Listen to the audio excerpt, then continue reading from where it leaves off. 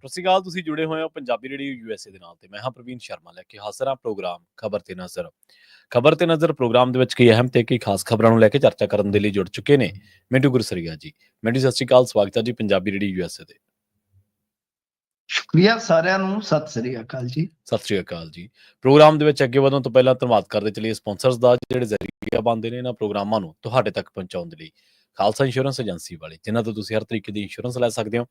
Insurance ਬਾਰੇ ਪਤਾ ਕਰਨ ਦੇ ਲਈ ਇਹਨਾਂ ਦਾ ਨੰਬਰ ਹੈ 408-272-2500। ਇਹ 1992 ਤੋਂ ਲਗਾਤਾਰ ਇੰਸ਼ੋਰੈਂਸ ਬਿਜ਼ਨਸ ਦੇ ਵਿੱਚ ਸ਼ਾਨਦਾਰ ਸੇਵਾਵਾਂ ਦੇ ਰਹੇ ਨੇ ਤੇ ਅਮਰੀਕਾ ਭਰ ਦੇ ਵਿੱਚ ਇੰਸ਼ੋਰੈਂਸ ਕਰਦੇ ਨੇ। ਓਬਾਮਾ ਕੇਅਰ, ਮੈਡੀਕੇਅਰ ਜਾਂ ਫਿਰ ਕਵਰਡ ਕੈਲੀਫੋਰਨੀਆ ਬਾਬਤ ਪਾਲਿਸੀ ਕਰਵਾਉਣ ਦੇ ਲਈ, ਸਲਾਹ ਲੈਣ ਦੇ ਲਈ ਅੱਜ ਹੀ ਕਾਲ ਕਰੋ 408-272-2500 ਤੇ।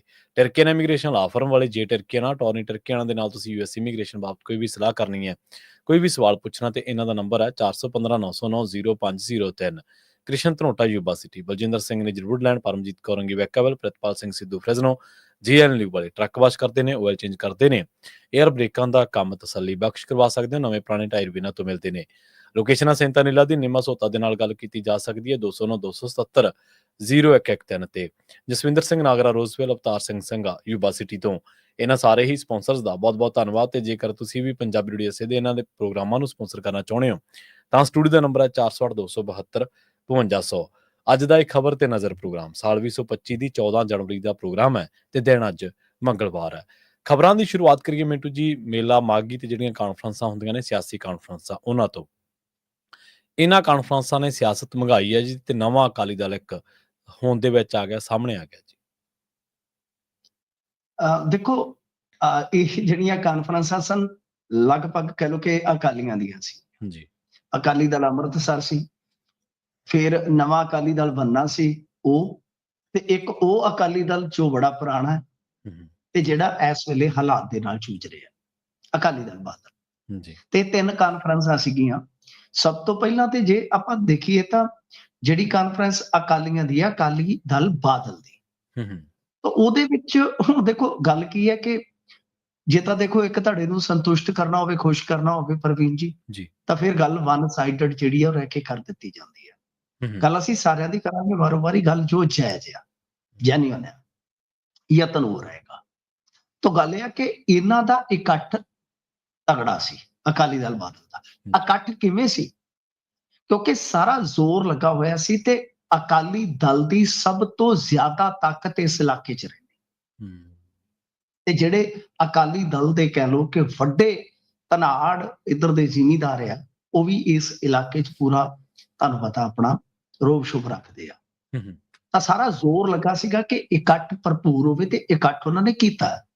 ਉਹ ਕਿੰਨੀ ਗਿਣਤੀ ਮਿਣਤੀ 'ਚ ਮੈਂ ਉੱਧਰ ਨਹੀਂ ਪੈਂਦਾ ਸਾਹਿਬ, ਠੀਕ ਹੈ ਨਾ ਜੀ। ਉਹ ਤਸਵੀਰਾਂ ਰਾਹੀਂ, ਰਕਬੇ ਰਾਹੀਂ, ਕੁਰਸੀਆਂ ਰਾਹੀਂ ਸਾਨੂੰ ਪਤਾ ਲੱਗਦਾ ਹੁੰਦਾ, ਪਰ ਉਹ ਉਦੋਂ ਤਾਂ ਲੱਗਦਾ ਹੁੰਦਾ ਜਦੋਂ ਗਰਾਊਂਡ ਜ਼ੀਰੋ ਤੇ ਆਪ ਹੋਈਏ।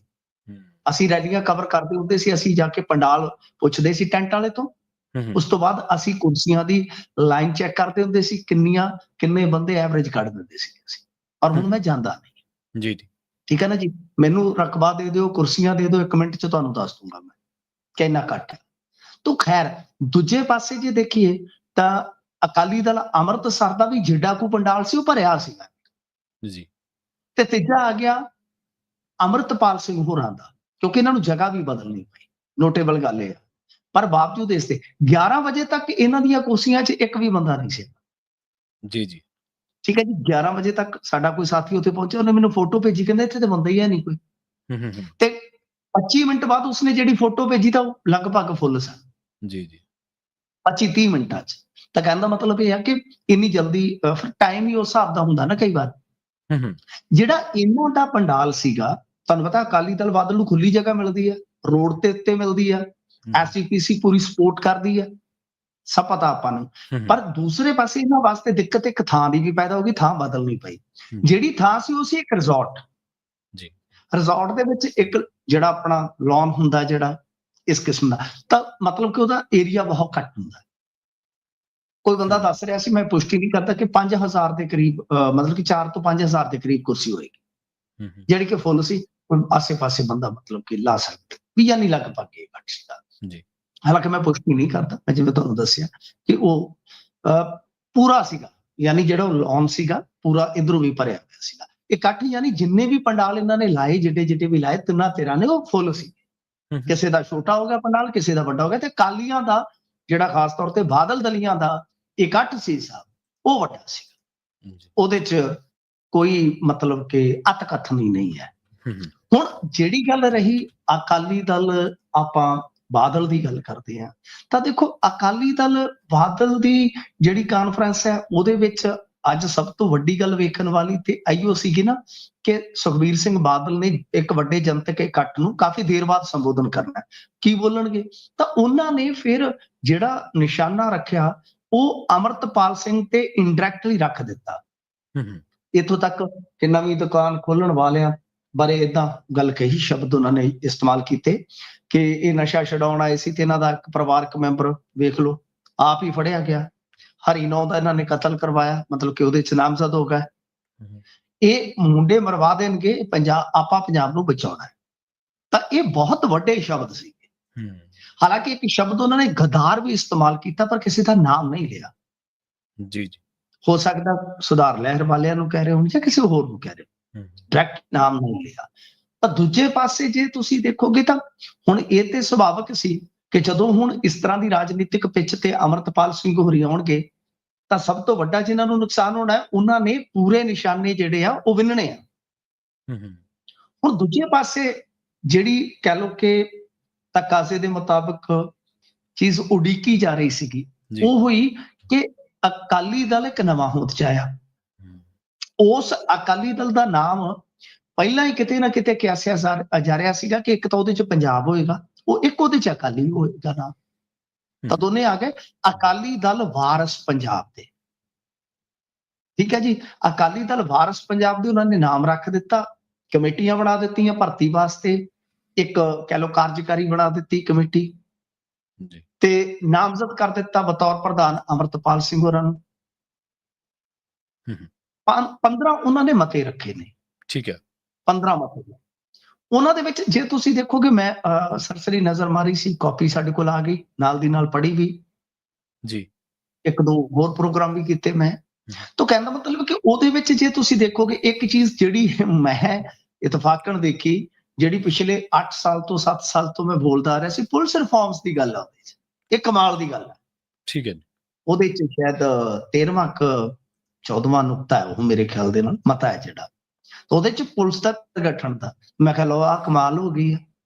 ਵੱਡੀਆਂ ਵੱਡੀਆਂ ਰਾਜਨੀਤਿਕ ਧਿਰਾਂ ਨੇ ਇਸ ਚੀਜ਼ ਨੂੰ ਹਮੇਸ਼ਾ ਅਣਗੌਲਿਆ ਨਾ ਨਾ ਸਾਡੇ ਸਮਾਜ ਦੇ ਵਿੱਚ ਮੰਗ ਉੱਠਦੀ ਹੈ।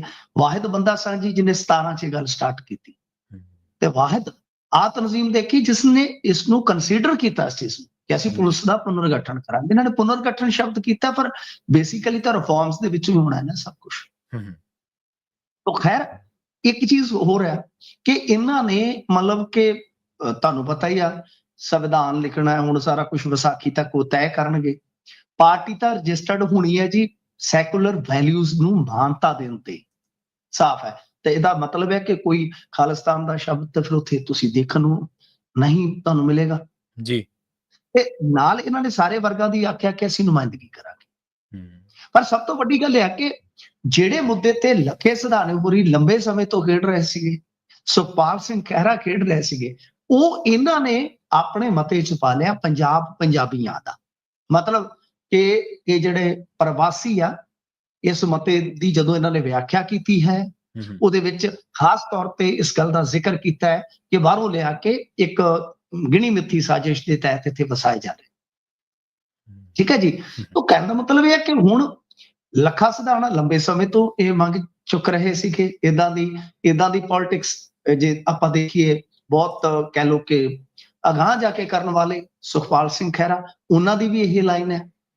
ਤਾਂ ਹੁਣ ਇਹਨਾਂ ਨੇ ਵੀ ਮੇਨਲੀ ਆਪਾਂ ਜੇ ਗੱਲ ਕਹੀਏ ਤਾਂ ਉਹੀ ਗੱਲ ਕੀਤੀ ਆ। ਇੱਕ ਤਾਂ ਇਹਦੇ ਵਿੱਚ ਜਿਵੇਂ ਮੈਂ ਤੁਹਾਨੂੰ ਦੱਸਿਆ ਕਿ ਸਾਰੇ ਵਰਗਾਂ ਦੀ, ਸਾਰੇ ਧਰਮਾਂ ਦੀ ਨੁਮਾਇੰਦਗੀ ਦੀ ਗੱਲ ਕਹੀ ਹੈ, ਪਰ ਸੈਕੰਡ ਕਿ ਪੰਜਾਬੀਆਂ ਦਾ ਉਹ ਖਾਸਾ ਵੱਡਾ ਮਤਾ ਹੈ ਜੇ ਤੁਸੀਂ ਦੇਖੋਗੇ ਸਾਰਿਆਂ ਚ ਜਿਹੜਾ ਇਹਨਾਂ ਨੇ ਸ਼ਾਮਲ ਕੀਤਾ ਉਹਦੇ ਚ। ਤਾਂ ਉਹ ਸਾਫ਼ ਹੈ ਕਿ ਅਸਲ ਦੇ ਵਿੱਚ ਜਿਹੜੀ ਗੱਲ ਇਹ ਵੀ ਵੈਸੇ ਮੈਂ 2-4 ਮਹੀਨਿਆਂ ਤੋਂ ਲਗਾਤਾਰ ਕਹਿ ਰਿਹਾ ਸੀਗਾ ਕਿ ਦੇਖੋ ਪੰਜਾਬ ਦੇ ਵਿੱਚ ਪੋਲਰਾਈਜੇਸ਼ਨ ਦੋ ਤਰ੍ਹਾਂ ਦੀ ਸੰਭਾਵਨਾ ਰੱਖਦੀ ਹੈ ਜੀ। ਇੱਕ ਜੱਟ ਵਰਸਸ ਅਦਰਸ ਤੇ ਦੂਸਰਾ ਪੰਜਾਬੀ ਵਰਸਸ ਪ੍ਰਵਾਸੀ। ਔਰ ਜਿਹੜਾ ਵੀ ਇਹਦੇ ਤੇ ਅੱਗੇ ਜਾਏਗਾ, ਐਕਸਟ੍ਰੀਮ ਹੋਏਗਾ, ਉਹਨੂੰ ਇਹਦਾ ਫਾਇਦਾ ਮਿਲਣਾ ਹੀ ਮਿਲਣਾ, ਚਾਹੇ ਉਹ ਭਾਜਪਾ ਹੋਵੇ ਤੇ ਚਾਹੇ ਵੀਰੇ ਨਵਾਂ ਅਕਾਲੀ ਦਲ ਹੋਵੇ।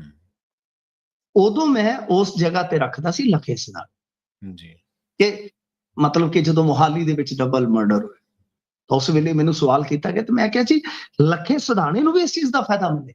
ਜਿਵੇਂ ਜਿਵੇਂ ਇਹ ਗੱਲ ਜਿਹੜੀ ਹੈ ਉਹ ਅੱਗੇ ਵਧੇਗੀ ਤੇ ਜੇ ਖੁਦਾ ਨਾ ਖਾਸਤਾ ਕੋਈ ਇੱਕ ਦੋ ਘਟਨਾਵਾਂ ਇਸ ਤਰ੍ਹਾਂ ਦੀਆਂ ਵਾਪਰ ਜਾਂਦੀਆਂ ਤਾਂ ਫਾਇਦਾ ਜ਼ਬਰਦਸਤ ਮਿਲੇਗਾ। ਲੱਖੇ ਸਿਧਾਣਾ ਹੋਇਆ ਜਾਂ ਹੁਣ ਤਾਂ ਅਕਾਲੀ ਦਲ ਵਾਰਸ ਪੰਜਾਬ ਦੇ ਆ ਗਏ ਨਾ, ਤਾਂ ਉਹਨਾਂ ਨੇ ਵੀ ਸਾਫ਼ ਕਰ ਦਿੱਤਾ ਹੈ ਕਿ ਉਹਨਾਂ ਦੀ ਰਾਜਨੀਤੀ ਦਾ ਜਿਹੜਾ ਮੇਰੇ ਖਿਆਲ ਦੇ ਨਾਲ ਮੁੱਖ ਬਿੰਦੂ ਰਹੇਗਾ ਨਾ, ਠੀਕ ਹੈ, ਉਹਦੇ ਅਨੰਦਪੁਰ ਵਾਪਸੀ ਇਸ ਤਰ੍ਹਾਂ ਦੇ ਵੀ ਹੈਗੇ ਨੇ ਮਤੇ, ਠੀਕ ਹੈ ਨਾ ਜੀ, 2-3 ਤਾਂ ਉਹਨਾਂ ਦੇ ਸਟਰਕਚਰ ਵਾਸਤੇ ਨੇ ਜੇ ਆਪਾਂ ਵੇਖੀਏ ਤਾਂ ਉਹ ਚੀਜ਼ਾਂ ਹੈਗੀਆਂ ਨੇ, ਉਹ ਆਪਾਂ ਨੂੰ ਵੀ ਪਤਾ ਹੈ। ਪਰ ਮੇਨਲੀ ਜੋ ਮੈਂ ਇੱਕ ਝਲਕਾਰਾ ਦੇਖਿਆ ਇਹਦੇ ਵਿੱਚੋਂ ਕਿ ਇਹਨਾਂ ਦੀ ਰਾਜਨੀਤੀ ਇਸੇ ਤਰ੍ਹਾਂ ਹੀ ਅੱਗੇ ਜਾਏਗੀ, ਤਾਂ ਏਜੰਡਾ ਜਿਹੜਾ ਉਹ ਇਹਨਾਂ ਨੇ ਰੱਖ ਦਿੱਤਾ। ਹਾਲਾਂਕਿ ਬਿਆਨਾਤ ਜੇ ਆਪਾਂ ਹੁਣ ਸਾਰਿਆਂ ਦੇ ਕੋਟ ਕਰਾਂਗੇ, ਸਾਰਿਆਂ ਨੂੰ ਮਤਲਬ ਕਿ ਸੁਣਿਆ, ਤਰਸੇਮ ਸਿੰਘ, ਸਰਬਜੀਤ ਸਿੰਘ ਖਾਲਸਾ ਇਧਰੋਂ ਅਕਾਲੀ ਦਲ ਦੀ ਸਟੇਜ ਤੋਂ ਬੋਲੇ, ਸਿਮਰਨਜੀਤ ਸਿੰਘ ਮਾਨ ਹੋਰਾਂ ਨੇ ਵੀ ਨਿਸ਼ਾਨਾ ਕੱਸਿਆ ਨਵੀਂ ਪਾਰਟੀ ਤੇ, ਮਤਲਬ ਕਿ ਉਹ ਫਿਰ ਬਹੁਤ ਲੰਮਾ ਸਮਾਂ ਹੋ ਜਾਏਗਾ, ਬਹੁਤ ਲੰਮਾ ਸਮਾਂ ਚਾਹੀਦਾ ਸਾਰਿਆਂ ਦੇ ਬਿਆਨਾਂ ਨੂੰ ਜੇ ਆਪਾਂ ਤਫਸੀਲ ਪੂਰਵਕ ਦੇਖੀਏ ਬਾਚੀਏ। ਪਰ ਸਭ ਤੋਂ ਵੱਡੀ ਗੱਲ ਹੈ ਕਿ ਹੁਣ ਜੇ ਆਪਾਂ ਦੇਖੀਏ ਤਾਂ ਮਤਲਬ ਕਿ ਕਹਾਣੀ ਕਿੱਥੇ ਜੇ ਖੜਦੀ ਆ, ਤਾਂ ਕਹਾਣੀ ਸਰ ਇੱਥੇ ਜੇ ਖੜਦੀ ਆ ਕਿ ਇੱਕ ਤੇ ਜਿਹੜਾ ਇਕੱਠ ਮਤਲਬ ਕਿ ਵੀ ਜੋ ਹੁਣ ਫਿਗਰ ਤੇ ਮੈਂ ਕੋਈ ਵੀ ਨਹੀਂ ਐਗਜ਼ੈਕਟ ਦੱਸ ਸਕਦਾ, ਮੈਂ ਤੁਹਾਨੂੰ ਦੱਸਿਆ ਕਿ ਮੈਂ ਗੁਰੇਜ਼ ਕਰਦਾ ਹੁੰਦਾ, ਜੇ ਮੈਂ ਗਿਆ ਹੋਵਾਂ ਤਾਂ ਫਿਰ ਨਿਗਾਹ ਥਾਣੀ ਨਿਕਲ ਜਾਂਦੀ ਹੈ ਕਹਾਣੀ। ਪਰ ਜੇ ਇਕੱਠ ਗੱਲ ਕਰੀਏ ਵੱਡਾ ਹੋਇਆ ਤਾਂ ਇਹਦਾ ਮਤਲਬ ਇਹ ਨਹੀਂ ਹੈ ਕਿ ਅਕਾਲੀ ਦਲ ਬਾਦਲ ਅੱਜ ਤੋਂ ਬਈ ਅਸਮਾਨ ਤੱਕ ਚਲਾ ਜਾਏਗਾ, ਨਹੀਂ। ਇਕੱਠ ਹਮੇਸ਼ਾ ਅਕਾਲੀ ਦਲ ਬਾਦਲ ਕਰਦਾ ਆਇਆ ਹੈ, ਕਰਨ ਚ ਕਾਮਯਾਬ ਰਿਹਾ। ਮੈਂ ਉਹ ਵੀ ਦੌਰ ਦੇਖਿਆ ਜਦੋਂ ਇਹਨਾਂ ਦੀਆਂ ਸਦਭਾਵਨਾ ਰੈਲੀਆਂ ਚ ਦਿਲ ਸੁੱਟਣ ਜੋਗੀ ਵੀ ਜਗ੍ਹਾ ਨਹੀਂ ਸੀ। 2016 ਚ ਮੈਂ ਖੁਦ ਬਠਿੰਡੇ ਦੀ ਰੈਲੀ ਕਵਰ ਕਰਕੇ ਆਇਆ ਸੀ ਜਿਹੜੀ ਪਰਲ ਕਲੋਨੀ ਚ ਸੀ, ਪਰ ਉਦੋਂ ਬਾਅਦ ਕੁਝ ਮਹੀਨਿਆਂ ਬਾਅਦ ਨਤੀਜਾ ਕੀ ਸੀਗਾ, ਬਿਲਕੁਲ ਸਾਫ਼ ਹੋ ਗਿਆ ਸੀ, ਬਿਲਕੁਲ ਸੱਤਾ ਗਵਾਉਣੀ ਪਈ। ਤਾਂ ਮਤਲਬ ਹੁਣ ਵੀ ਤੁਸੀਂ ਦੇਖ ਲਓ, ਇਲੈਕਸ਼ਨ ਤੋਂ ਪਹਿਲਾਂ ਜਦੋਂ ਸੁਖਬੀਰ ਸਿੰਘ ਜੀ ਬਾਦਲ ਸੜਕੀ ਮਾਰਗ ਰਾਹੀਂ ਕੰਪੇਨ ਹੀ ਇੱਕ ਤਰ੍ਹਾਂ ਦੀ ਕਰ ਰਹੇ ਸੀਗੇ, ਤੁਸੀਂ ਦੇਖਿਆ ਕਿੰਨਾ ਇਕੱਠ ਹੁੰਦਾ ਸੀਗਾ ਸੜਕਾਂ ਦੇ ਕਿਨਾਰਿਆਂ ਤੇ। ਉਹ ਇਕੱਠ ਕਿੱਦਾਂ ਸੀਗਾ ਕਿ ਇੱਕ ਹੁਣ ਕੋਈ ਬੰਦਾ ਹੈ ਇਹਨਾਂ ਦਾ ਖਾਸ, ਮੈਂ ਨਾਮ ਹੀ ਨਹੀਂ ਲੈਂਦਾ, ਮੈਂ ਜਾਣਦਾ, ਉਹਦੇ ਨਾਲ ਮੰਨ ਲਓ 500 ਬੰਦਾ ਆਇਆ, 700 ਬੰਦਾ ਆਇਆ ਜੀ, ਉਹਦੇ ਵਿੱਚੋਂ 250-300 ਨੂੰ ਤਾਂ ਮੈਂ ਪਰਸਨਲੀ ਜਾਣਦਾ ਹੋਊਗਾ ਘੱਟੋ ਘੱਟ ਮੇਰੇ ਇਲਾਕੇ 'ਚ, ਤਾਂ ਉਹ ਕਿਵੇਂ ਆਇਆ ਮੈਨੂੰ ਪਤਾ ਹੈ ਕਿਸ ਤਰ੍ਹਾਂ ਆਇਆ। ਤਾਂ ਉਹ ਉਹਨਾਂ ਨੂੰ ਵੋਟ ਪਾਉਣ ਨਾਲ ਨਹੀਂ ਹੁੰਦਾ, ਕਿਸੇ ਨੂੰ ਯਾਰੀ ਨਿਭਾਉਣ ਲਈ ਹੁੰਦਾ, ਕਿਸੇ ਨੂੰ ਕੁਛ ਹੁੰਦਾ ਕਿ ਜਾਣਾ ਹਾਜ਼ਰੀ ਲਾਉਣੀ ਹੈ। ਤਾਂ ਮਤਲਬ ਕਿ ਇਸ ਤਰ੍ਹਾਂ ਇਕੱਠ ਇਹਨਾਂ ਨੇ ਹਮੇਸ਼ਾ ਕੀਤਾ ਹੈ, ਕਰ ਲੈਂਦੇ ਆ, ਪਰ ਉਹ ਇਕੱਠ ਇੱਕ ਜਿਹੜਾ ਰਿਵਾਈਵਲ ਫੇਜ਼ ਹੈ ਉਹਦੇ ਵਿੱਚ ਦਾਖਲ ਕਰਵਾ ਕੇ ਉਹ ਇਹਨਾਂ ਨੂੰ ਅੱਗੇ ਲੈ ਜਾਏਗਾ, ਕਿਨਾਰੇ ਤੇ ਲੈ ਜਾਏਗਾ ਕਿਸ਼ਤੀ। ਐਸਾ ਅਜੇ ਕਹਿਣਾ ਜਿਹੜਾ ਹੈ ਨਾ ਉਹ ਜਲਦਬਾਜ਼ੀ ਹੋਈ, ਹਾਲੇ ਬਹੁਤ ਕੁਝ ਹੋਣਾ ਬਾਕੀ ਹੈ। ਤੇ ਜੇ ਕੋਈ ਇਹ ਸਮਝੇ ਠੀਕ ਆ ਅੱਜ ਦੀ ਤਰੀਕ 'ਚ ਉੱਥੇ ਜਿੱਦਾਂ ਇਹਨਾਂ ਨੇ ਐਲਾਨ ਕੀਤਾ, ਅਕਾਲੀ ਦਲ ਵਾਰਸ ਪੰਜਾਬ ਦੇ ਕੁਝ ਬੰਦੇ ਉੱਥੇ ਜਿਹੜੇ ਸੀਗੇ ਉਹ ਥੋੜੇ ਮਾਯੂਸ ਵੀ ਨਜ਼ਰ ਆਏ। ਔਰ ਸਭ ਤੋਂ ਵੱਡੀ ਗੱਲ ਹੈ ਨਾ ਕਿ ਅਮਰਤਪਾਲ ਸਿੰਘ ਇੱਕ ਪ੍ਰੋਮੀਨੈਂਟ ਚਿਹਰਾ ਸੀ ਇਸ ਜਥੇਬੰਦੀ ਦਾ ਜੀ, ਉਹ ਅੰਦਰ ਸਟੇਜ ਤੇ ਕੋਈ ਪ੍ਰੋਮੀਨੈਂਟ ਚਿਹਰਾ ਨਹੀਂ ਸੀਗਾ। ਪ੍ਰਵੀਨ ਜੀ ਤੁਸੀਂ ਮੈਨੂੰ ਦੱਸ ਦਿਓ, ਤੁਸੀਂ ਖਿੱਚ ਲਓ ਇੱਥੇ ਫੋਟੋ, ਕਰ ਲਓ ਡਾਊਨਲੋਡ ਗੂਗਲ ਤੋਂ। ਉੱਥੇ ਕੌਣ ਸਨ? ਜਸਕਰਨ ਸਿੰਘ, ਕਾਹਨ ਸਿੰਘ ਵਾਲਾ। ਉੱਥੇ ਕੌਣ ਸਨ ਸਟੇਜ ਤੇ? ਸਰਬਜੀਤ ਸਿੰਘ, ਉਹ ਤੇ ਹੈਗੇ ਨੇ, ਉਹ ਤਾਂ ਹੈਗੇ ਨੇ, ਪਰ ਉਹ ਪ੍ਰੋਮੀਨੈਂਟ ਚਿਹਰਾ ਨਹੀਂ ਹੈ ਪੰਜਾਬ ਦੀ ਪੋਲਿਟਿਕਸ ਦਾ। ਠੀਕ ਹੈ ਨਾ ਜੀ। ਉਦਾਂ ਤਾਂ ਤਰਸੇਮ ਸਿੰਘ ਜੀ ਵੀ ਨੇ, ਉਹ ਮਤਲਬ ਕਿ ਪ੍ਰੋਮੀਨੈਂਟ ਚਿਹਰਾ ਹੁੰਦਾ ਹੈ ਨਾ ਕਿਸੇ ਖਾਸ ਮਤਲਬ ਕਿ ਧਿਰ ਨੂੰ ਨੁਮਾਇੰਦਗੀ ਦੇਣ ਵਾਲਾ।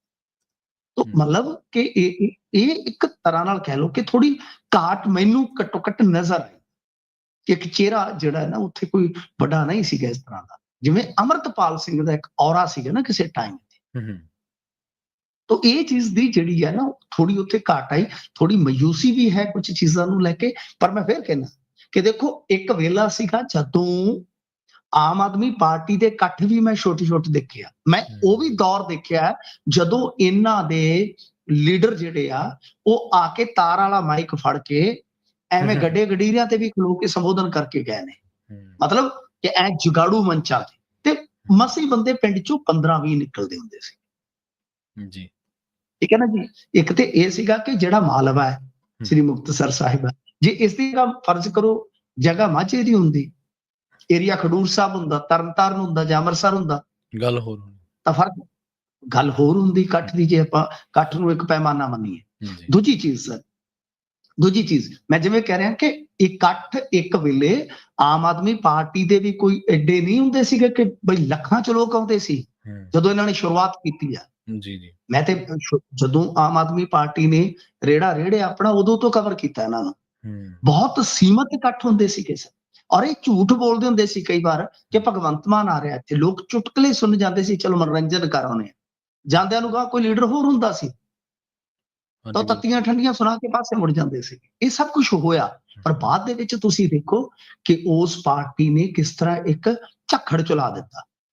ਹੁਣ ਚੰਨ ਕੀ ਚਾੜਦੇ ਉਹ ਇੱਕ ਵੱਖਰਾ ਵਿਸ਼ਾ ਹੈ। ਤਾਂ ਕਹਿਣ ਦਾ ਮਤਲਬ ਇਹ ਹੈ ਕਿ ਇਹ ਕੋਈ ਪਤਾ ਨਹੀਂ ਲੱਗਦਾ ਹੁੰਦਾ ਕਹਾਣੀ ਦਾ। ਮੈਂ ਜਿਵੇਂ ਤੁਹਾਨੂੰ ਦੱਸਿਆ ਕਿ ਹਾਲੇ ਰਾਜਨੀਤੀ ਦਾ ਇਹ ਚੱਕਾ ਜਿਹੜਾ ਗਿੜਨਾ ਹੈ, ਹਾਲੇ ਭਾਜਪਾ ਨੇ ਵੀ ਆਪਣੇ ਜ਼ੋਰ ਦਿਖਾਣੇ ਨੇ, ਹਾਲੇ ਮਤਲਬ ਕਿ ਕਾਂਗਰਸ ਨੇ ਵੀ ਕੁਛ ਨਾ ਕੁਛ ਆਪ ਦੇ ਵਿੱਚ ਤਬਦੀਲੀਆਂ ਕਰਨੀਆਂ ਨੇ, ਸਭ ਕੁਝ ਹੋਏਗਾ। ਸੋ ਇਹ ਵੀ ਜਿਹੜਾ ਹੈ ਨਾ ਕਹਾਣੀ ਦਾ ਕਾਇਮ ਪੱਖ ਆ ਕਿ ਇਕੱਠ ਦੇ ਆਧਾਰ ਤੇ ਮੈਂ ਤੁਹਾਨੂੰ ਇਕੱਠਾਂ ਬਾਰੇ ਦੱਸਦਾ, ਕਿਉਂਕਿ ਆਮ ਪੰਜਾਬੀਆਂ ਦੀ ਰੁਚੀ ਹੁੰਦੀ ਹੈ ਕਿ ਕਿਹੜਾ ਇਕੱਠ ਕਿੱਦਾਂ ਦਾ ਸੀ, ਕਿਹੜਾ ਇਕੱਠ ਕਿੱਦਾਂ ਦਾ ਸੀ, ਉਹ ਵੀ ਤੁਹਾਨੂੰ ਦੱਸਦਾ ਜੀ ਜੀ। ਤੇ ਇਕੱਠਾਂ ਆਧਾਰਤ ਆਪਾਂ ਕੋਈ ਸਿੱਧਾ ਅੱਜ ਨਤੀਜਾ ਕੱਢ ਦਈਏ, ਉਹ ਵੀ ਤੁਹਾਨੂੰ ਕਹਾਣੀ ਦੱਸ ਦਿੱਤੀ ਕਿ ਇਕੱਠਾਂ ਤੋਂ ਨਤੀਜੇ ਨਹੀਂ ਨਿਕਲਦੇ। ਜੇ ਇਕੱਠਾਂ ਤੋਂ ਨਤੀਜੇ ਨਿਕਲਦੇ ਹੁੰਦੇ ਨਾ ਸਰ, ਤਾਂ ਅਕਾਲੀ ਦਲ ਬਾਦਲ ਕਦੇ ਵੀ ਹਾਸ਼ੀਆਗ੍ਰਸਤ ਨਾ ਹੁੰਦਾ।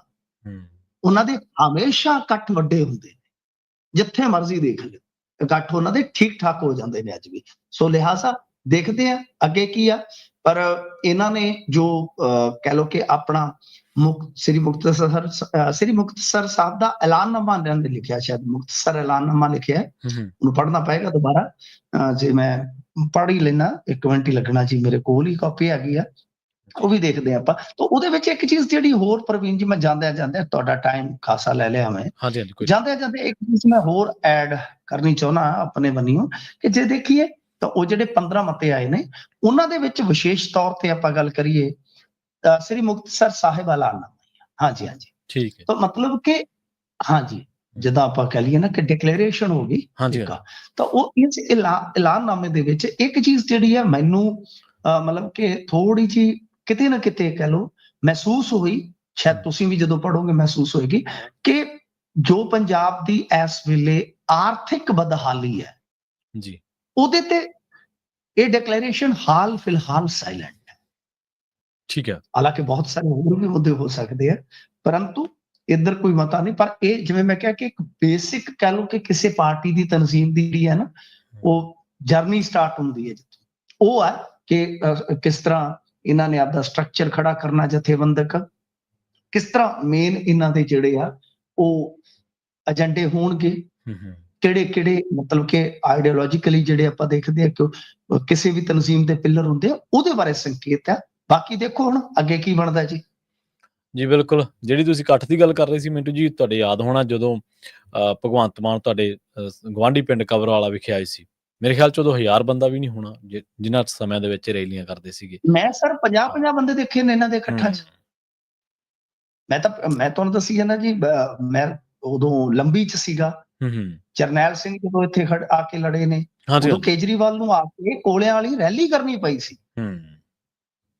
ਠੀਕ ਹੈ ਨਾ ਜੀ, ਇੱਕ ਮਤਲਬ ਕਿ ਵੇਵ ਬਣਾਉਣ ਵਾਸਤੇ ਖੁਦ ਕੇਜਰੀਵਾਲ ਨੂੰ ਆ ਕੇ ਕੋਲਿਆਂ ਵਾਲੀ ਦੀਆਂ ਢਾਣੀਆਂ 'ਚ ਰੈਲੀ ਕਰਨੀ ਪਈ ਸੀ। ਦਿਆਲ ਸਿੰਘ ਕੋਲਿਆਂ ਵਾਲੀ ਦੀ ਢਾਣੀ ਦੇ ਬਿਲਕੁਲ ਨਜ਼ਦੀਕ ਸੀ। ਮਤਲਬ ਉਹਦਾ ਕਾਰਨ ਇਹੀ ਸੀਗਾ ਕਿ ਖਾੜਾ ਜੰਮ ਨਹੀਂ ਸੀ ਰਿਹਾ, ਨਹੀਂ ਜੰਮ ਰਿਹਾ ਸੀ। ਮਤਲਬ ਕਿ ਬਹੁਤ ਛੋਟੇ ਇਕੱਠ, ਕਬਰਵਾਲਾ ਵੀ ਛੱਡੋ। ਜੇ ਤੁਸੀਂ ਹੋਰ ਮੈਨੂੰ ਯਾਦ ਹੈ ਇੱਕ ਵਾਰੀ ਕਿ ਇਹਨਾਂ ਦਾ ਰੋਡ ਸ਼ੋਅ ਹੋਇਆ ਸੀਗਾ, ਬਹੁਤ ਵੱਡਾ ਰੋਡ ਸ਼ੋਅ, ਸ਼ਾਇਦ 16 ਕਿ 17 ਦੇ ਵਿੱਚ ਸੀ।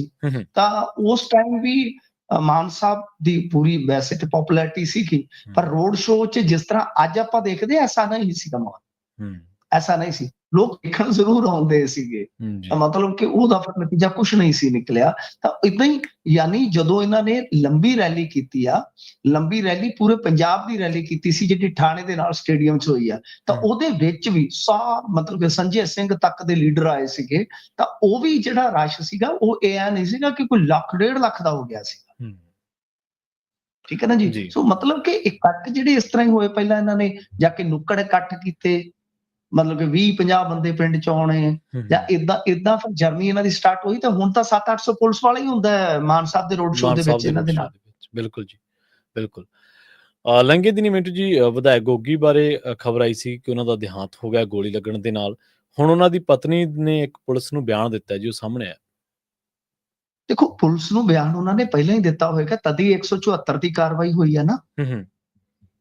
ਪਹਿਲਾਂ ਬਿਆਨ ਦਿੱਤਾ ਹੋਏਗਾ, ਤਦੇ ਹੀ ਜਿਹੜਾ ਹੈ ਨਾ ਸੰਸਕਾਰ ਹੋਇਆ। ਤਾਂ ਇਹ ਬਿਆਨ ਕੀ ਹੈ ਕਿ ਹੁਣ ਜੇ ਆਪਾਂ ਦੇਖੀਏ ਤਾਂ ਮੀਡੀਆ ਦੇ ਕਿਸੇ ਅਦਾਰੇ ਨੇ ਉਹਨੂੰ ਹਾਸਲ ਕੀਤਾ ਤੇ ਫਿਰ ਬਾਅਦ ਦੇ ਵਿੱਚ ਉਹ ਨਸ਼ਰ ਕਰ ਦਿੱਤਾ। ਉਹਦੇ ਵਿੱਚ ਤਕਰੀਬਨ ਉਹੀ ਗੱਲ ਲਿਖਾਈ ਗਈ ਆ ਜਿਹੜੀ ਗੱਲ ਅੱਗੇ ਚੱਲਣ ਡਈ ਆ।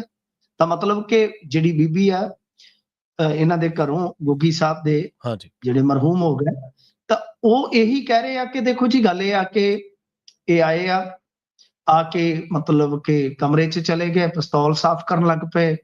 ਮੈਂ ਰਸੋਈਏ ਨੂੰ ਕਹਿ ਕੇ ਖਾਣੇ ਦਾ ਤੇ ਲੌਬੀ 'ਚ ਆ ਗਈਆਂ, ਫਿਰ ਖੜਾਕ ਹੁੰਦਾ ਤੇ ਭੱਜ ਕੇ ਜਾ ਕੇ ਦੇਖਦੇ ਆ, ਫਿਰ ਹਸਪਤਾਲ ਲਿਜਾਨੇ ਆ। ਇਸ ਦਰਮਿਆਨ ਮੇਰਾ ਮੁੰਡਾ ਥੱਲੇ ਆ ਜਾਂਦਾ ਹੈ। ਇਹ ਤੋਂ ਇਲਾਵਾ ਇੱਕ ਗਨਮੈਨ ਸੀਗਾ ਜਿਹੜਾ ਉਹ ਵੀ ਅੰਦਰ ਆ ਜਾਂਦਾ ਹੈ। ਤਾਂ ਗੱਲ ਜਦੋਂ ਹਸਪਤਾਲ ਤੱਕ ਜਾਣ ਦੀ ਹੁੰਦੀ ਹੈ ਤਾਂ ਰਸਤੇ ਦੇ ਵਿੱਚ ਹੀ ਇਹ ਡੈਡ ਹੋ ਚੁੱਕੇ ਸਨ। ਮਤਲਬ ਕਿ ਇਹ ਇਹਨਾਂ ਨੇ ਬਿਆਨ ਦਰਜ ਕਰਵਾਇਆ ਤੇ ਨਾਲ ਕਿਹਾ ਕਿ ਅਸੀਂ ਕਿਸੇ ਤੇ ਕੋਈ ਕਿਸੇ ਕਿਸਮ ਦੀ ਕਾਰਵਾਈ ਨਹੀਂ ਕਰਵਾਉਣਾ ਚਾਹੁੰਦੇ। ਪ੍ਰਵੀਨ ਜੀ, ਗੱਲ ਤੇ ਇਹੋ ਹੀ ਆ ਨਾ ਕਿ ਇਸ ਮਸਲੇ ਤੇ ਕਈ ਸਵਾਲ ਜਿਹੜੇ ਆ ਉਹ ਦਫਨ ਹੋ ਗਏ, ਉਹ ਚਰਚਾਵਾਂ 'ਚ ਹੀ ਰਹਿ ਗਏ। ਮਤਲਬ ਕਿ ਜਿਸ ਤਰ੍ਹਾਂ ਇਹਨਾਂ ਨੇ ਲਿਖਾਇਆ, ਪੁਲਿਸ ਨੇ ਕਿਹਾ, ਕਿਉਂਕਿ ਇਸ ਮਾਮਲੇ ਦੇ ਵਿੱਚ ਸਭ ਤੋਂ ਵੱਡੀ ਗੱਲ ਤੇ ਪ੍ਰਵੀਨ ਜੀ ਇਹ ਸੀ ਨਾ ਕਿ ਇਹ ਐਮਐਲਏ ਜਿਹੜੇ ਆ ਉਹ ਸੱਤਾਧਾਰੀ ਧਿਰ ਨਾਲ ਜੁੜੇ ਸੀਗੇ। ਜੇ ਇਸ ਤੋਂ ਇਲਾਵਾ ਕੋਈ ਗੱਲ ਹੋਰ ਨਿਕਲਦੀ, ਮੰਨ ਲਓ ਫਰਜ਼ ਕਰੋ ਖੁਦਕੁਸ਼ੀ ਨਿਕਲਦੀ ਜਾਂ ਕੁਝ ਹੋਰ ਕੋਈ ਘਰੇਲੂ ਕਲੇਸ਼ ਨਿਕਲਦਾ, ਤਾਂ ਉਹਦੇ 'ਚ ਸਰਕਾਰ ਦੀ ਬਹੁਤ ਹੀ ਜ਼ਿਆਦਾ ਕਹਿ ਲਓ ਕਿ ਹੇਠੀ ਹੋ ਸਕਦੀ ਸੀ। ਕਿਉਂਕਿ ਕਈ ਵਾਰ ਕਾਰਨ ਜਿਹੜੇ ਹੁੰਦੇ ਆ ਨਾ, ਜੇ ਆਪਾਂ ਖੁਦਕੁਸ਼ੀ ਦੇ ਇਸ ਹਾਲਾਤ ਨੂੰ ਦੇਖੀਏ ਤਾਂ ਰਾਜਨੀਤਿਕ ਵੀ ਹੋ ਜਾਂਦੇ ਆ ਕਈ ਵਾਰ। ਕਿਉਂਕਿ ਕਾਉਂਸਲਰ ਉਹਨਾਂ ਦੀ ਜਿਹੜੀ ਪਤਨੀ ਲੜ ਰਹੀ ਸੀ ਉਹ ਹਾਰ ਗਏ, ਸਰਕਾਰ ਤੋਂ ਨਾਖੁਸ਼ ਸਨ ਜੀ। ਤਾਂ ਕਈ ਵਾਰ ਪਰਿਵਾਰਕ ਨਹੀਂ, ਰਾਜਨੀਤਿਕ ਐਂਗਲ ਵੀ ਬਣ ਜਾਂਦਾ ਹੈ ਨਾ ਜੀ। ਸੋ ਇਸ ਵਾਸਤੇ ਪੁਲਿਸ ਬੜਾ ਫੂਕ ਕੇ ਕਦਮ ਰੱਖ ਰਹੀ ਸੀ। ਸ਼ਾਇਦ ਉਹਨਾਂ ਨੇ ਪਹਿਲਾਂ ਸਟੇਟਮੈਂਟ ਦਰਜ ਕੀਤੀ ਹੋਏਗੀ, ਫਿਰ ਆਫੀਸ਼ੀਅਲੀ ਕੋਈ ਸਟੇਟਮੈਂਟ ਦਿੱਤੀ ਹੈ। ਤਾਂ ਉਸ ਤੋਂ ਬਾਅਦ ਇਹ ਹੁਣ ਨਸ਼ਰ ਜ਼ਰੂਰ ਹੋਇਆ, ਪਰ ਇਹਦੇ 'ਚ ਜਦੋਂ ਪਰਿਵਾਰ ਨੇ ਕਹਿ ਦਿੱਤਾ ਕਿ ਅਜਿਹਾ ਵਾਪਰਿਆ, ਤਾਂ ਇਹਦਾ ਮਤਲਬ ਇਹ ਹੈ ਕਿ ਜੋ ਚਰਚਾਵਾਂ ਚੱਲ ਰਹੀਆਂ ਨੇ ਸਰ, ਉਹ ਚਰਚਾਵਾਂ ਹੀ ਰਹਿਣਗੀਆਂ। ਉਹਦੇ ਵਿੱਚ ਅੱਗੇ ਜਿਹੜੇ ਸਵਾਲ ਨੇ ਕਿ ਜੇ ਵੈਪਨ ਸਾਫ਼ ਕਰ ਰਹੇ ਸੀਗੇ ਤਾਂ ਫਿਰ ਗੋਲੀ ਜਿਹੜੀ ਹੈ ਉਹ ਪੁਰਪੜੀ ਦੇ ਇੱਕ ਪਾਸੇ ਤੋਂ ਵੱਜ ਕੇ ਦੂਜੇ ਪਾਸੇ ਕਿੱਦਾਂ ਨਿਕਲ ਗਈ ਜੀ। ਠੀਕ ਹੈ ਨਾ ਜੀ, ਇਹ ਬੜਾ ਵੱਡਾ ਸਵਾਲ ਹੈ। ਫਿਰ ਇਹ ਆ ਕਿ ਕੋਈ ਬੰਦਾ ਕੰਮਕਾਰ ਤੋਂ ਥੱਕਿਆ ਆਇਆ, 11 11:30 ਦਰਮਿਆਨ ਦਾ ਟਾਈਮ ਆ, ਤਾਂ ਉਸ ਟਾਈਮ ਆ ਕੇ ਵੈਪਨ ਕਿਉਂ ਸਾਫ਼ ਕਰੇਗਾ? ਇੱਕ ਪਾਸੇ ਤੇ ਰੋਟੀ ਲੱਗ ਰਹੀ ਹੈ। ਤਾਂ ਮਤਲਬ ਕਿ ਸਾਰੇ ਕੰਮ ਜਿਹੜੇ ਮੁਕਾ ਕੇ ਆਏ ਗੋਗੀ ਸਾਹਿਬ, ਤਾਂ ਵੀ ਮਤਲਬ ਕਿ ਇਸ ਤਰ੍ਹਾਂ ਦੀ ਕੋਈ ਸਟ੍ਰੈਸ ਵੀ ਨਜ਼ਰ ਨਹੀਂ ਆਈ। ਪੀਏ ਵੀ ਉਹਨਾਂ ਦੇ ਕਹਿ ਰਹੇ ਨੇ। ਤਾਂ ਕਹਿਣ ਦਾ ਮਤਲਬ ਹੈ ਕਿ ਇਹ ਜਿਹੜੇ ਸਵਾਲ ਸੀ, ਸ਼ੰਕੇ ਸੀ, ਸੰਸ਼ੇ ਸੀ, ਉਹ ਉਦਾਂ ਹੀ ਜਿਉਂਦੇ ਤੇ ਉਹ ਰਹਿਣਗੇ। ਤਾਂ ਉਹ ਜਿਹੜੀ ਕਾਰਵਾਈ ਆ ਉਹ ਹੋ ਚੁੱਕੀ ਆ, ਤੇ ਜਿਹੜਾ ਸਟੇਟਮੈਂਟ ਸੀਗਾ ਇਹਨਾਂ ਦੀ ਵਾਈਫ ਦਾ ਉਹ ਵੀ ਹੁਣ ਮੀਡੀਆ ਦੇ ਵਿੱਚ ਆ ਗਿਆ ਜੀ। ਤੇ ਮਿੰਟੂ ਜੀ, ਕਾਂਗਰਸ ਦੇ ਪ੍ਰਧਾਨ ਜਿਹੜੇ ਰਾਜਾ ਵੜਿੰਗ ਨੇ ਉਹ ਆਪਣੇ ਸਾਥੀਆਂ ਨੂੰ ਨਸੀਹਤ ਦੇ ਰਹੇ ਨੇ। ਦੇਖੋ, ਸ਼ਾਇਦ ਕਿਤੇ ਗੱਲੀ ਬਾਤੀ ਮੈਂ ਤੁਹਾਨੂੰ ਸੰਕੇਤ ਦਿੱਤਾ ਹੋਵੇ, ਨਹੀਂ ਤੇ ਮੈਂ ਹੁਣ ਦੇ ਦਿੰਦਾ। ਰਾਜਾ ਵੜਿੰਗ ਨੇ ਅੱਜ ਇੱਕ ਜਿਹੜੀ ਸਟੇਟਮੈਂਟ ਦਿੱਤੀ ਆ ਆਪਣੇ ਜਿਹੜੇ ਇਹਨਾਂ ਦੇ ਕਹਿ ਲਓ ਬਲਾਕ ਪ੍ਰਧਾਨ ਆ ਜਾਂ ਜ਼ਿਲ੍ਹਾ ਪ੍ਰਧਾਨ ਆ, ਕਿ ਦੇਖੋ ਗੱਲ ਇਹ ਆ ਕਿ ਤੁਹਾਨੂੰ ਮਿਸ਼ਨ ਮੁੱਖ ਮੰਤਰੀ ਦੇ ਤਹਿਤ ਕੰਮ ਕਰਨ ਦੀ ਜ਼ਰੂਰਤ ਨਹੀਂ, ਮਿਸ਼ਨ ਕਾਂਗਰਸ ਦੇ ਤਹਿਤ ਕੰਮ ਕਰੋ। ਤਾਂ ਮਿਸ਼ਨ ਮੁੱਖ ਮੰਤਰੀ ਮਤਲਬ ਕਿ ਮੁੱਖ ਮੰਤਰੀ ਵਾਸਤੇ ਲੌਬਿੰਗ ਹੁੰਦੀ ਹੈ ਨਾ ਸਰ, ਕਿਉਂਕਿ 27 ਵਾਸਤੇ ਕਈ ਬੰਦੇ ਜਿਹੜੇ ਆ ਉਹ ਕਾਲਰ ਦੇ ਕੱਫ ਚੜਾ ਰਹੇ ਆ ਨਾ, ਇੱਧਰ ਨੂੰ ਉੱਧਰ ਨੂੰ। ਉਹ ਕਹਿਣ ਦਾ ਮਤਲਬ ਇਹ ਹੈ ਕਿ ਇੱਕ ਤੇ ਸੰਕੇਤ ਹੈ। ਤਾਂ ਦੂਜਾ ਉਹਨਾਂ ਨੇ ਕਿਹਾ ਕਿ ਮੈਂ ਕਿਸੇ ਵੇਲੇ ਵੀ ਆਪਣੇ ਅਹੁਦੇ ਦਾ ਯਾਨੀ ਤਿਆਗ ਕਰ ਸਕਦਾ, ਕਿਸੇ ਵੀ ਅਹੁਦੇ ਦਾ। ਤਾਂ ਗੱਲ ਇਹ ਆ ਕਿ ਸਾਨੂੰ ਕੁਝ ਦਿਨ ਪਹਿਲਾਂ ਇੱਕ ਜਾਣਕਾਰੀ ਮਿਲੀ ਸੀਗੀ ਕਿ ਸ਼ਾਇਦ ਜਿਹੜੀ ਹਾਈ ਕਮਾਨ ਆ ਉਹ ਅਸਤੀਫਾ ਲੈ ਚੁੱਕੀ ਆ ਰਾਜਾ ਵੜਿੰਗ ਜੀ ਦਾ। ਠੀਕ ਹੈ। ਉਹ ਪ੍ਰਵਾਨ ਕਦੋਂ ਕਰਨਾ ਉਹਨਾਂ ਤੇ ਨਿਰਭਰ ਕਰਦਾ ਹੈ। ਕਿਉਂਕਿ ਕਾਂਗਰਸ ਦੇ ਵਿੱਚ ਵੀ ਅੱਗੇ ਇੱਕ ਤਬਦੀਲੀ ਵੇਖਣ ਨੂੰ ਮਿਲੂਗੀ ਤੁਹਾਨੂੰ। ਪ੍ਰਿਯੰਕਾ ਗਾਂਧੀ ਦੀ ਲੌਬੀ ਵੀ ਮੈਦਾਨ ਚ ਆਏਗੀ ਜੀ। ਜੀ ਜੀ ਬਿਲਕੁਲ। ਉਹਨੂੰ ਲੌਬੀ ਕਹਿ ਲਓ ਜਾਂ ਪ੍ਰਿਯੰਕਾ ਗਾਂਧੀ ਖੁਦ ਕਹਿ ਲਓ ਕਿ ਰਾਹੁਲ ਗਾਂਧੀ ਥੋੜੇ ਤੁਸੀਂ ਦੇਖਦੇ ਹੋਵੋਗੇ ਹੁਣ ਜ਼ਿਆਦਾਤਰ ਪ੍ਰਿਯੰਕਾ ਲਾਈਮਲਾਈਟ 'ਚ ਰਹਿੰਦੇ ਆ। ਤਾਂ ਹੋ ਸਕਦਾ ਹੈ ਕਿ ਆਉਣ ਵਾਲੇ ਸਮੇਂ ਦੇ ਵਿੱਚ ਪ੍ਰਿਯੰਕਾ ਗਾਂਧੀ ਮਜ਼ਬੂਤ ਹੋ ਕੇ ਤੁਰਨ। ਤਾਂ ਜਦੋਂ ਉਹ ਤੁਰਨਗੇ ਤਾਂ ਸ਼ਾਇਦ ਇਸ ਤਰ੍ਹਾਂ ਦੀਆਂ ਤਬਦੀਲੀਆਂ ਜਿਹੜੀਆਂ ਨੇ ਉਸ ਵੇਲੇ ਹੋ ਜਾਣਗੀਆਂ। ਤਾਂ ਅੱਜ ਉਹ ਜਿਹੜੀ ਚਰਚਾ ਮਤਲਬ ਕਿ ਜਿਹੜੀ 4-5 ਦਿਨ ਪਹਿਲਾਂ ਸਾਨੂੰ ਦਿੱਲੀ ਤੋਂ ਕਿਸੇ ਨੇ ਦੱਸੀ ਸੀਗੀ, ਤਾਂ ਉਹ ਫਿਰ ਦੁਬਾਰਾ, ਹਾਲਾਂਕਿ ਮੈਂ ਇਹ ਗੱਲ ਦਾ ਅੱਗੇ ਵੀ ਜ਼ਿਕਰ ਕੀਤਾ ਕਿ ਰਾਜਾ ਵੜਿੰਗ ਬਦਲੇ ਜਾ ਸਕਦੇ ਆ। ਤਾਂ ਹੁਣ ਮਤਲਬ ਕਿ ਰਾਜਾ ਵੜਿੰਗ ਨੇ ਇੱਕ ਤਰ੍ਹਾਂ ਨਾਲ ਸੰਕੇਤ ਦੇ ਦਿੱਤਾ ਕਿ ਮੈਂ ਕਿਸੇ ਵੀ ਅਹੁਦੇ ਦਾ ਤਿਆਗ ਕਰ ਸਕਦਾ। ਥੋੜਾ ਜਿਹਾ ਗੱਲ ਨੂੰ ਸਮਝਣ ਦੀ ਜ਼ਰੂਰਤ ਹੁੰਦੀ ਹੈ ਕਿ ਕਈ ਵਾਰ ਬੰਦੇ ਸੰਕੇਤ ਦੇ ਦਿੰਦੇ ਹੁੰਦੇ ਆ ਕਿ ਆਉਣ ਵਾਲੇ ਦਿਨਾਂ 'ਚ ਇਹ ਕੁਝ ਹੋਣਾ, ਤਾਂ ਥੋੜਾ ਕਲੀਅਰ ਕਰ ਦਈਏ ਤਾਂ ਕਿ ਉਸ ਮੌਕੇ ਤੇ ਕਿਹਾ ਜਾ ਸਕੇ ਕਿ ਹਾਂ ਬਈ ਤਿਆਗ ਦੀ ਜ਼ਰੂਰਤ ਜਿੱਥੇ ਹੁੰਦੀ ਹੈ ਤਾਂ ਆਪਾਂ ਤਿਆਰ ਰਹਿੰਦੇ ਹਾਂ ਜੀ। ਜੀ ਡੱਲੇਵਾਲ ਸਾਹਿਬ ਦਾ ਜਿਹੜਾ ਮਰਨ ਵਰਤਾ ਮਿੰਟੂ ਜੀ ਉਹਨੂੰ 50 ਦਿਨ ਪੂਰੇ ਹੋ ਗਏ ਆ, ਪਰ ਸਰਕਾਰਾਂ ਦੇ ਕੰਨ ਤੇ ਹਲੇ ਜੂੰ ਨਹੀਂ ਸਰਕੀ। ਵੇਖੋ ਗੱਲ ਇਹ ਆ ਕਿ ਡੱਲੇਵਾਲ ਸਾਹਿਬ ਤੋਂ ਇਲਾਵਾ ਹੁਣ 111 ਹੋਰ ਕਿਸਾਨ ਜਿਹੜੇ ਮਰਨ ਵਰਤ ਤੇ ਬੈਠਣ ਜਾ ਰਹੇ ਨੇ ਜੀ। ਤਾਂ ਇਹ ਤਾਂ ਵੈਸੇ ਹੁਣ ਦੇਖੋ ਇੱਕ ਮੇਰੇ ਖਿਆਲ ਦੇ ਨਾਲ ਸੋਚਣ ਵਿਚਾਰਨ ਦਾ ਵਿਸ਼ਾ ਹੋ ਜਾਏਗਾ। ਪਹਿਲਾਂ ਤੇ ਜਿਹੜੇ ਸਿੰਘ ਸਾਹਿਬ ਸੀ ਕਿ ਗਿਆਨੀ ਰਘਵੀਰ ਸਿੰਘ ਜੀ, ਉਹਨਾਂ ਨੇ ਆਖਿਆ ਸੀਗਾ ਕਿ ਸ਼ਾਇਦ ਵੀ ਸਿੱਖ ਸਿਧਾਂਤਾਂ ਦੇ ਤਹਿਤ ਠੀਕ ਨਹੀਂ ਹੈ। ਇਹ ਗੱਲ ਆਪਾਂ ਬਲਵੰਤ ਸਿੰਘ ਰਾਜੋਆਣਾ ਦੇ ਮਾਮਲੇ 'ਚ ਵੀ ਦੇਖੀ ਹੈ। ਬਾਅਦ ਦੇ ਵਿੱਚ ਅਈਓ ਅਰਦਾਸ ਕਰੀ ਜਾਂਦੇ ਸੀ ਕਿ ਸ਼ਾਇਦ SGPC ਵਾਲੇ ਇਹਨਾਂ ਦੀ ਸਿਹਤਯਾਬੀ ਵਾਸਤੇ। ਹੁਣ 111 ਕੱਲ ਨੂੰ ਜ਼ਿਆਦਾ, ਤਾਂ ਮੇਰੇ ਖਿਆਲ ਦੇ ਨਾਲ ਪ੍ਰਵੀਨ ਜੀ ਠੀਕ ਹੈ, ਡੱਲੇਵਾਲ ਸਾਹਿਬ ਬੈਠ ਗਏ ਸਨ ਤਾਂ ਉਹ ਤਾਂ ਹੁਣ ਬਹੁਤ ਅੱਗੇ ਚਲੇ ਗਏ। ਉਹਨਾਂ ਦਾ ਤਾਂ ਸਰੀਰ ਇਸ ਤਰ੍ਹਾਂ ਦਾ ਕਿ ਸ਼ਾਇਦ ਪਾਣੀ ਵੀ ਨਹੀਂ ਪਚ ਰਿਹਾ ਉਹਨਾਂ ਦੇ ਬੋਡੀ 'ਚ, ਐਸੀ ਹਾਲਤ ਹੋ ਗਈ ਹੈ ਉਹਨਾਂ ਦੀ। ਤਾਂ ਉਹ ਤਾਂ ਬਹੁਤ ਅੱਗੇ ਚਲੇ ਗਏ ਨੇ, ਬਹੁਤ ਮੁਸ਼ਕਲ ਸਥਿਤੀ ਹੋਈ ਪਈ ਉਹਨਾਂ ਵਾਸਤੇ। ਪਰ ਜੇ 111 ਹੋਰ ਬੈਠ ਜਾਂਦੇ ਜੀ, ਠੀਕ ਹੈ, ਇੱਕ ਰਣਨੀਤਿਕ ਪੈਂਤੜਾ ਹੋ ਸਕਦਾ ਹੈ, ਬਹੁਤ ਵੱਡੀ ਖਬਰ ਹੋ ਜਾਏਗੀ 111 ਜਥੇ ਦੇ ਰੂਪ 'ਚ ਬੈਠੇ ਤਾਂ। ਪਰ ਕੀ ਮਤਲਬ ਕਿ ਜਿਹੜਾ ਕਿਸਾਨ ਹਮੇਸ਼ਾ ਜੂਝਦਾ ਹਾਲਾਤ ਦੇ ਨਾਲ, ਲੜਦਾ, ਸਿੱਖੀਜ਼ਮ ਦੇ ਵਿੱਚ ਵੀ ਜੁਝਾਰੂ ਬਣਨ ਦਾ ਇੱਕ ਆਪਣਾ ਵੀ ਮਰਾਤਬਾ ਹੈ, ਉਹਦੀ ਆਪਣੀ ਇੱਕ ਮਹੱਤਤਾ ਹੈ। ਤਾਂ ਕੀ ਇਸ ਲਿਹਾਜ਼ ਨਾਲ ਇਹ ਠੀਕ ਹੈ ਜੀ? ਇਹ ਇੱਕ ਤਾਂ ਰਣਨੀਤਿਕ ਪਹੁੰਚ ਤੇ ਥੋੜਾ ਕਹਿ ਲਓ ਕਿ ਸਵਾਲ ਹੈ ਕਿ ਮਰਨ ਵਰਤ ਇਹਦਾ ਹੋਰ ਚੱਲ ਪਵੇਗਾ ਕਿਸਾਨ, ਉਹ ਚਲੋ ਠੀਕ ਆ, ਉਹ ਨਿਭ ਵੀ ਜਾਣ, ਪਰ ਕੀ ਇਹ ਸਹੀ ਹੈ? ਕਿਉਂਕਿ ਇਹਦੇ ਨਾਲ ਤੁਸੀਂ ਇੱਕ ਚੀਜ਼ ਹੋਰ ਦੇਖੋ ਨਾ, ਮਰਨ ਵਰਤ ਦਾ ਜ਼ਿਕਰ ਆਇਆ ਤਾਂ 2 ਸ਼ਾਇਦ ਸੁਸਾਈਡ ਹੋ ਚੁੱਕੇ ਨੇ ਹੁਣ ਤੱਕ ਉੱਥੇ। ਹਾਂਜੀ ਹਾਂਜੀ ਹੋ ਚੁੱਕੇ ਨੇ। ਫਿਰ ਉਹੀ ਹੈ ਨਾ ਕਿ ਪ੍ਰਵਿਰਤੀ ਵੱਧਦੀ ਹੈ। ਇਹ ਮੇਰਾ ਵਿਅਕਤੀਗਤ ਓਪੀਨੀਅਨ ਹੈ, ਪੰਜਾਬੀ ਰੇਡੀਓ USA ਦਾ ਨਹੀਂ ਹੈ, ਮੇਰਾ ਵਿਅਕਤੀਗਤ ਓਪੀਨੀਅਨ ਹੈ ਸਰ। ਮੇਰਾ ਇਹ ਮੰਨਣਾ ਹੈ, ਮੈਂ ਇਸ ਦ੍ਰਿਸ਼ਟੀਕੋਣ ਤੋਂ ਦੇਖਦਾ ਇਸ ਚੀਜ਼ ਨੂੰ ਕਿ ਕੀ ਇਹ ਸਹੀ ਹੈ। ਇਹ ਹੁਣ ਮਤਲਬ ਕਿ ਜਿਹੜੇ ਮੋਤਬਾਰ ਹੈ ਉਹ ਦੇਖਣ। ਦੂਜੀ ਗੱਲ ਜਿਹੜੀ ਹੈ ਕਿ ਅੱਜ ਇੱਕ ਚੀਜ਼ ਅੱਛੀ ਵੀ ਹੋਈ ਹੈ, ਚਲੋ ਇਹ ਮੇਰਾ ਵਿਅਕਤੀਗਤ ਨਜ਼ਰੀਆ ਸੀ, ਮੈਂ ਆਪਣਾ ਪੇਸ਼ ਕਰ ਦਿੱਤਾ ਜੀ। ਸਹਿਮਤੀ ਹੈ, ਸਹਿਮਤੀ, ਸਭ ਦਾ ਸਵਾਗਤ। ਤਾਂ ਇੱਕ ਗੱਲ ਇਹ ਹੈ ਕਿ ਭਾਰਤੀ ਜਨਤਾ ਪਾਰਟੀ ਵਾਲੇ ਜਿਹੜੇ ਆ ਹੁਣ ਉਹਨਾਂ ਨੇ ਵੀ ਹਿਲਜੁਲ ਦਿਖਾਈ ਆ। ਇੱਕ ਤੇ ਸੁਨੀਲ ਜਾਖੜ, ਮੈਂ ਤੁਹਾਨੂੰ ਦੱਸਿਆ ਸੀਗਾ, ਸ਼ਾਇਦ ਆਪਾਂ ਗੱਲ ਕੀਤੀ ਸੀਗੀ ਕਿ ਉਹ ਸਰਗਰਮ ਨੇ ਜੀ ਜੀ, ਉਹਨਾਂ ਨੇ ਕੇਂਦਰੀ ਖੇਤੀ ਮੰਤਰੀ ਦੇ ਨਾਲ ਗੱਲਬਾਤ ਕੀਤੀ ਆ। ਅੱਜ ਹਰਜੀਤ ਸਿੰਘ ਗਰੇਵਾਲ ਦਾ ਵੀ ਪੋਜ਼ਿਟਿਵ ਬਿਆਨ ਆਇਆ ਕਿ ਜਾਇਜ਼ ਮੰਗਾਂ ਮੰਨ ਲੈਣੀਆਂ ਚਾਹੀਦੀਆਂ ਸਰਕਾਰ, ਉਹ ਜੇ ਇਹਨਾਂ ਨੂੰ ਵੀ ਰਹਿਤ ਦੇਣੀ ਚਾਹੀਦੀ। ਬਿਲਕੁਲ ਮੈਨੂੰ ਲੱਗਦਾ ਕਿ, ਔਰ ਇੱਕ ਪ੍ਰਵੀਨ ਜੀ ਮੈਂ ਪੁਸ਼ਟੀ ਤੇ ਨਹੀਂ ਕਰ ਸਕਦਾ, ਤੁਸੀਂ ਚੈੱਕ ਕਰ ਲੈਣਾ, ਸ਼ਾਇਦ ਹੋ ਸਕਦਾ ਹੁਣ ਤੱਕ ਕਿਤੇ ਮੀਡੀਆ 'ਚ ਆ ਗਈ ਹੋਵੇ ਗੱਲ, ਕਿ ਇੱਕ ਭਾਜਪਾ ਦੀ ਜਿਹੜੀ ਪੰਜਾਬ ਇਕਾਈ ਉਹ ਮੀਟਿੰਗ ਵੀ ਕਰਨ ਜਾ ਰਹੀ ਆ ਇਹਨਾਂ ਚੀਜ਼ਾਂ ਨੂੰ ਲੈ ਕੇ। ਸ਼ਾਇਦ 14 ਜਾਂ 15 ਨੂੰ ਉਹਨਾਂ ਨੇ ਰੱਖੀ ਆ। ਇਹ ਮਤਲਬ ਕਿ ਦੇਰ ਸ਼ਾਮੀ ਮੈਨੂੰ ਕਿਸੇ ਨੇ ਦੱਸਿਆ ਸੀਗਾ ਕਿ ਭਾਜਪਾ ਇਸ ਚੀਜ਼ ਦੇ ਉੱਤੇ ਹੁਣ ਕੰਮ ਕਰਨਾ ਸਟਾਰਟ ਕਰ ਚੁੱਕੀ ਆ। ਤੇ ਵੈਸੇ ਵੀ ਤੁਹਾਨੂੰ ਪਤਾ ਹੀ, ਮੈਂ ਹੁਣ ਪਿੱਛੇ ਗੱਲ ਕਰਕੇ ਤੇ ਆਇਆ ਹੀ ਆ ਜੀ ਜੀ, ਕਿ ਇਹ ਕਹਾਣੀਆਂ ਅੱਗੇ ਹਾਲੇ ਤੁਰਨਗੀਆਂ, ਫੇਰ ਹੀ ਤਸਵੀਰ ਸਪਸ਼ਟ ਹੋਣੀ ਆ। ਤਾਂ ਮਤਲਬ ਕਿ ਭਾਜਪਾ ਜੇਕਰ ਕੰਮ ਇੱਕ ਇਦਾਂ ਦਾ ਕਰਦੀ ਆ, ਜੇ ਕੋਈ ਸਹਿਮਤੀ ਬਣ ਜਾਂਦੀ ਆ ਤਾਂ ਬਹੁਤ ਵੱਡੀ ਗੱਲ ਹੋਏਗੀ। ਇਹ ਬਹੁਤ ਵੱਡਾ ਇੱਕ ਇਤਿਹਾਸਕ ਘਟਨਾਕ੍ਰਮ ਹੋ ਜਾਏਗਾ ਕਿ ਉਧਰੋਂ ਜਾਖੜ ਸਾਹਿਬ ਐਕਟਿਵ ਹੁੰਦੇ ਆ, ਹੁਣ ਉਹ ਸ਼ਿਵਰਾਜ ਸਿੰਘ ਜੀ ਕੋਲ ਜਾਂਦੇ ਆ, ਫਿਰ ਇਧਰੋਂ ਇਹਨਾਂ ਨੇ ਮੀਟਿੰਗ ਸੱਦ ਲਈ ਆ ਜੇ ਉਹ ਖਬਰ ਦੀ ਪੁਸ਼ਟੀ ਹੋ ਜਾਂਦੀ ਆ ਤੇ ਇਹ ਕੋਈ ਨਾ ਕੋਈ ਮਸਲਾ ਹੱਲ ਕਰਵਾਉਂਦੇ ਤਾਂ ਬਿਹਤਰ ਹੈ, ਠੀਕ ਹੈ ਨਾ, ਕਿਉਂਕਿ ਮੈਂ ਖੁਦ ਚਾਹੁੰਦਾ ਕਿ ਕਿਸੇ ਕਿਸਾਨ ਦੀ ਜਾਨ ਨਾ ਜਾਏ।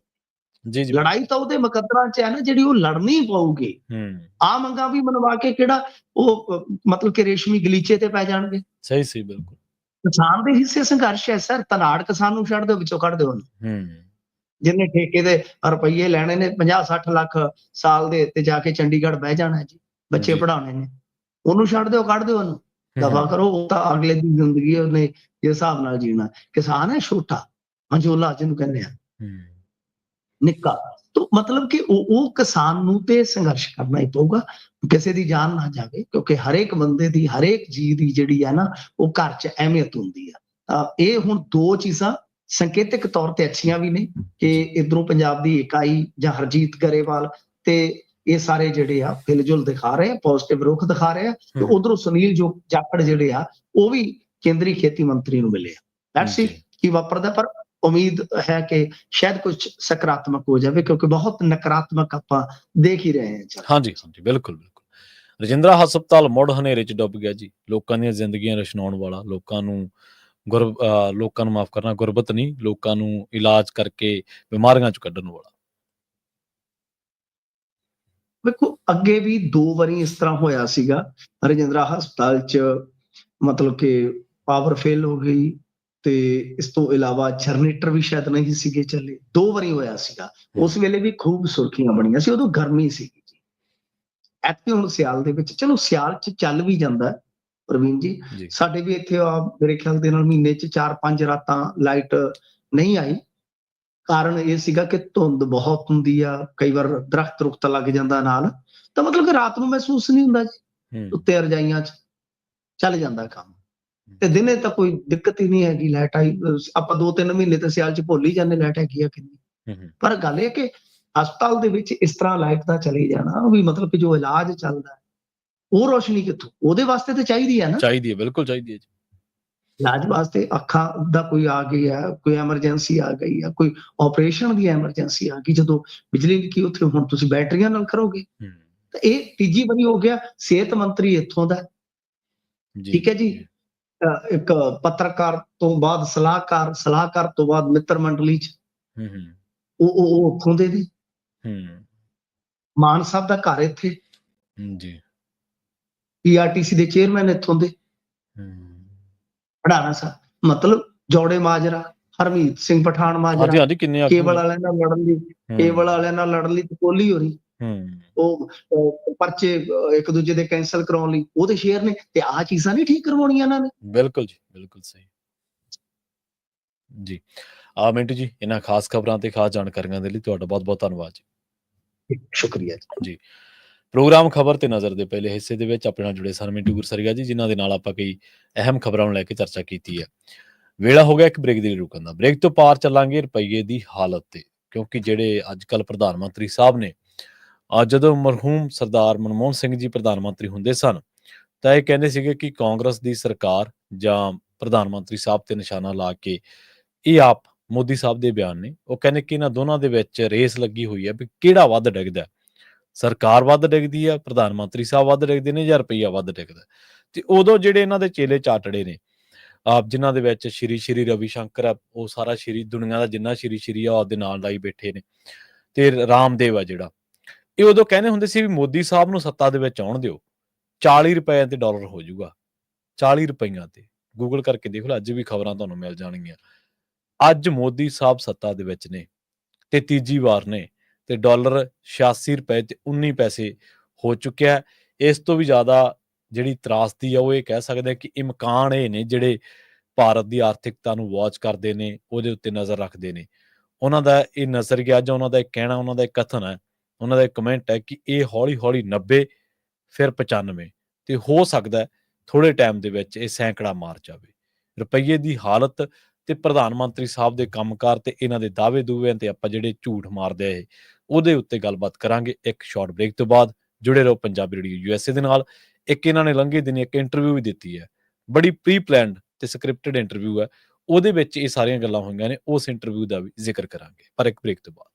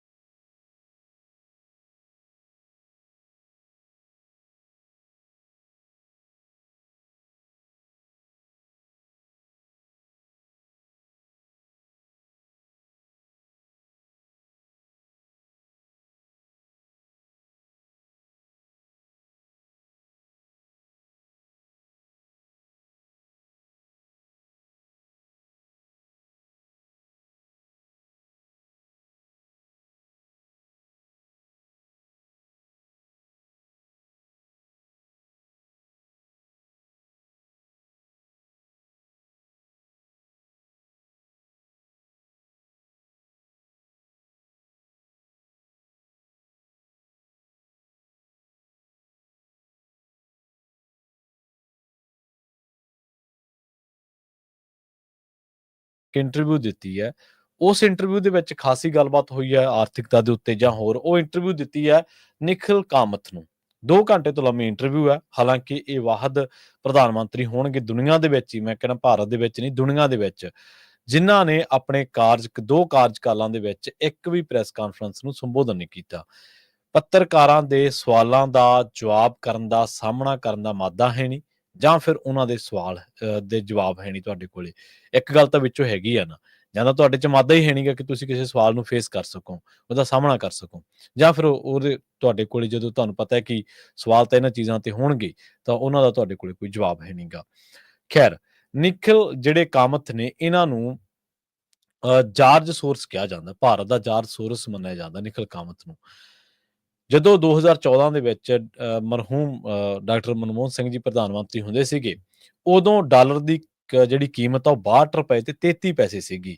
ਤਾਂ ਇਹਨਾਂ ਨੇ ਦਾਅਵਾ ਕੀਤਾ ਸੀਗਾ ਮੋਦੀ ਸਾਹਿਬ ਨੇ ਜਾਂ ਭਾਜਪਾ ਦੇ IT ਸੈੱਲ ਨੇ ਕਿ ਇੱਕ ਵਾਰੀ ਮੋਦੀ ਸਾਹਿਬ ਪ੍ਰਧਾਨ ਮੰਤਰੀ ਬਣ ਜਾਣ ਦਿਓ, 40 ਰੁਪਈਆਂ ਤੇ ਡਾਲਰ ਹੋ ਜਾਊਗਾ। ਭਾਜਪਾ ਦੇ ਇਸ ਤਾਕਤਵਰ ਆਗੂ, ਜਿਹੜਾ ਕਿ ਆਪਣੇ ਆਪ ਨੂੰ ਬਹੁਤ ਤਾਕਤਵਰ ਕਹਿੰਦਾ, ਇਸ ਦੇ ਦੌਰ ਦੇ ਵਿੱਚ ਇਸ ਟਾਈਮ ਰੁਪਈਏ ਦੀ ਜਿਹੜੀ ਕੀਮਤ ਆ ਉਹ 86 ਰੁਪਏ ਤੇ 19 ਪੈਸੇ ਹੈ। ਤੇ ਜਿਹੜੇ ਆਰਥਿਕ ਮਾਮਲਿਆਂ ਦੇ ਜਾਣਕਾਰ ਨੇ, ਉਹ ਮੰਨਦੇ ਨੇ ਕਿ ਥੋੜੇ ਟਾਈਮ ਤੱਕ 90 ਰੁਪਏ ਤੇ ਉਸ ਤੋਂ ਬਾਅਦ ਇੱਥੋਂ ਤੱਕ ਹਾਲਾਤ ਨੇ ਕਿ 100 ਰੁਪਏ ਤੱਕ ਵੀ ਜਾ ਸਕਦਾ। ਰੋਜ਼ਾਨਾ ਭਾਰਤ ਦਾ ਰੁਪਈਆ 10 ਤੋਂ 20 ਪੈਸੇ ਦੀ ਗਿਰਾਵਟ ਦਰਜ ਕਰਵਾ ਰਿਹਾ। ਅੱਜ ਕੱਲ੍ਹ ਸੋਸ਼ਲ ਮੀਡੀਆ ਦੇ ਉੱਤੇ ਉਦੋਂ ਦੇ, ਜਦੋਂ ਉਹ ਗੁਜਰਾਤ ਦੇ ਮੁੱਖ ਮੰਤਰੀ ਹੁੰਦੇ ਸੀਗੇ, ਉਦੋਂ ਦਾ ਭਾਸ਼ਣ ਵੀ ਕਾਫੀ ਸ਼ੇਅਰ ਕੀਤਾ ਜਾ ਰਿਹਾ, ਜਿਸ ਦੇ ਵਿੱਚ ਉਹ ਕਹਿੰਦੇ ਸੀਗੇ ਕਿ ਜੇਕਰ ਰੁਪਈਆ ਲਗਾਤਾਰ ਕਮਜ਼ੋਰ ਹੁੰਦਾ ਰਿਹਾ ਤਾਂ ਭਾਰਤ ਵਿਸ਼ਵ ਵਪਾਰ ਦੇ ਵਿੱਚ ਟਿਕ ਨਹੀਂ ਸਕੂਗਾ। ਸਾਡੇ ਵਪਾਰੀ ਕਮਾਂਤਰੀ ਪਿੜ ਦੇ ਵਿੱਚ ਟਿਕ ਨਹੀਂ ਸਕਣਗੇ, ਪਰ ਕੇਂਦਰ ਸਰਕਾਰ ਕੋਈ ਜਵਾਬ ਨਹੀਂ ਦੇ ਰਹੀ। ਮੋਦੀ ਸਾਹਿਬ ਹੁਣ ਅੱਜ ਖੁਦ ਉਸ ਥਾਂ ਦੇ ਉੱਤੇ ਖੜੇ ਨੇ, ਅੱਜ ਉਹ ਖੁਦ ਜਵਾਬ ਨਹੀਂ ਦੇ ਰਹੇ। ਇਹਨਾਂ ਨੂੰ ਜਿਹੜੇ ਬਣਾਉਣ ਦੇ ਲਈ ਗੁਜਰਾਤ ਲਾਬੀ ਜਾਂ ਰਾਮਦੇਵ ਜਾਂ ਰਵੀ ਸ਼ੰਕਰ ਹੋਣੀ, ਇਹ ਸਾਰੇ ਮਤਲਬ ਪੂਰੇ ਦੇਸ਼ ਭਰ ਦੇ ਵਿੱਚ ਇਹਨਾਂ ਨੇ ਪੂਰੀ ਕੰਪੇਨ ਕੀਤੀ ਕਿ ਆਹ ਕਰ ਦਾਂਗੇ, ਫਲਾਂ ਕਰ ਦਾਂਗੇ, ਪਰ ਅਸਲ ਦੇ ਵਿੱਚ ਅੱਜ ਕੱਲ੍ਹ ਇਹ ਨਜ਼ਰ ਨਹੀਂ ਆਉਂਦੇ। ਕਾਰਨ ਕਿਉਂ? ਕਿਉਂਕਿ ਜਿਹੜਾ ਰਵੀ ਸ਼ੰਕਰ ਆ ਉਹਨੇ ਆਪਣਾ ਕਾਰੋਬਾਰ ਕਰ ਲਿਆ, ਤੇ ਜਿਹੜਾ ਰਾਮਦੇਵ ਹੈ ਜਿਹਦੇ ਨਾਮ ਉਰੇ ਬਾਬਾ ਲਾਉਂਦੇ ਨੇ ਲੋਕ, ਉਹ ਹੁਣ ਕੰਪਨੀਆਂ ਵਾਲਾ ਰਾਮਦੇਵ ਹੋ ਗਿਆ। ਇੱਕ ਸ਼ਬਦ ਹੋਰ ਵੀ ਵਰਤਿਆ ਜਾ ਸਕਦਾ ਪਰ ਆਪਾਂ ਨਹੀਂ ਵਰਤਾਂਗੇ। ਉਹ ਹੁਣ ਧਨਾੜ ਰਾਮਦੇਵ ਜਾਂ ਕਾਰੋਬਾਰੀ ਰਾਮਦੇਵ ਹੋ ਚੁੱਕਿਆ। ਉਹ ਰਾਮਦੇਵ ਨਹੀਂਗਾ ਜਿਹੜਾ ਪਹਿਲਾਂ ਜਿਸ ਤਰੀਕੇ ਦੇ ਦਾਅਵੇ ਕਰਦਾ ਸੀਗਾ ਲੋਕਾਂ ਦੇ ਬਾਰੇ।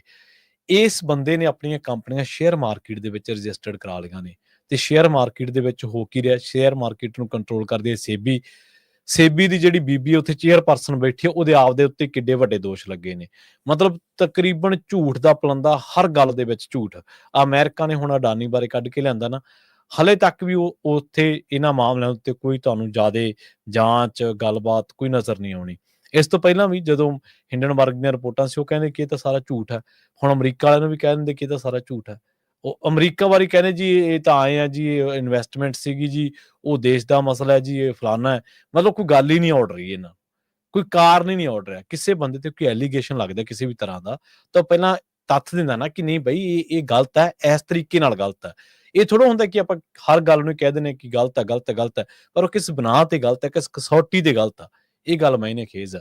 ਖੈਰ, ਹੁਣ ਲਗਾਤਾਰ ਰੁਪਈਏ ਦੀ ਜਿਹੜੀ ਉਹ ਪਤਲੀ ਹਾਲਤ ਹੁੰਦੀ ਵੇਖ ਕੇ ਮੋਦੀ ਸਾਹਿਬ ਦੀ ਆਪਣੀ ਹਾਲਤ ਪਤਲੀ ਹੋ ਰਹੀ ਹੈ, ਉਹਨਾਂ ਦੀ ਸਰਕਾਰ ਦੀ ਹਾਲਤ ਪਤਲੀ ਹੋ ਰਹੀ ਹੈ।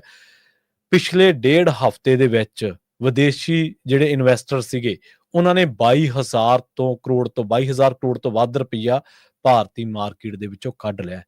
ਇਹ ਸੱਚ ਹੈ, ਪਰ ਇਸ ਸੱਚ ਨੂੰ ਤਸਲੀਮ ਕਰਨ ਦੀ ਬਜਾਏ ਮੋਦੀ ਸਰਕਾਰ ਦਿੱਲੀ ਚੋਣਾਂ ਦੇ ਵਿੱਚ ਬਿਜ਼ੀ ਹੈ।